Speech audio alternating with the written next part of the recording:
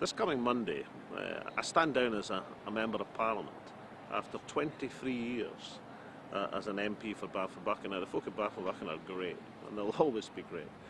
Westminster has declined in an extraordinary fashion over the last 2 decades. But when I went there at first, you go in the Chamber of the House of Commons, there were folk worth listening to. Tony Benn, John Biffin, people of principle, people who disagreed but were arguing out a principled position of politics from a different standpoint. You get none of that now, none of it at all. But even more seriously, the reputation of the House of Commons has never been lower.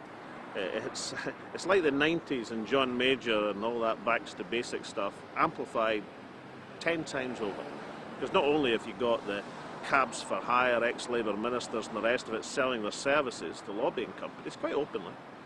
Well, didn't know it was open, but we were pretty blatant about it.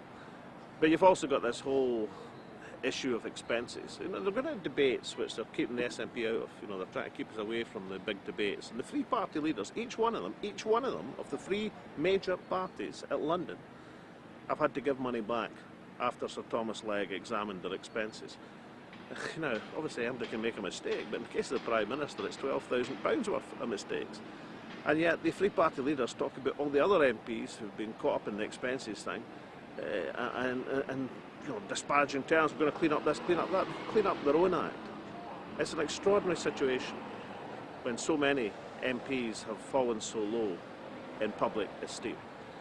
And the contrast I'd just like to make is with this building behind me, this building here. Now, listen, the Scottish Parliament is not perfect.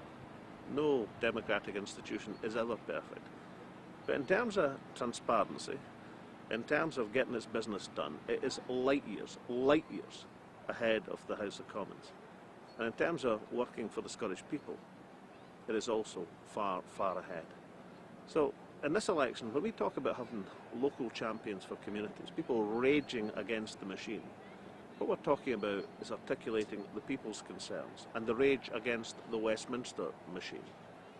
And we're also talking about having national champions of Scotland. So hopefully, if we get a group, a squad, or a block of SNP MPs put into Westminster, hopefully in a balanced Parliament situation, then they'll be able to get Scotland up the priority list, but not just gain things for Scotland, protect Scottish spending, but also articulate the concerns of the people to be genuine local and national champions for Scotland.